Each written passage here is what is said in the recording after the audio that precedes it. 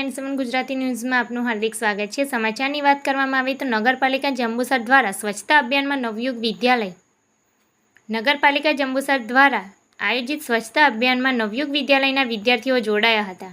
નાટક દ્વારા જંબુસરમાં જુદા જુદા વિસ્તારોમાં અને છેલ્લે સ્વરાજ ભવનમાં સ્વચ્છતાનો સંદેશ આપ્યો અને એક પેડ માં કે નામ અનુસંધાને વૃક્ષારોપણ કરવામાં આવ્યું।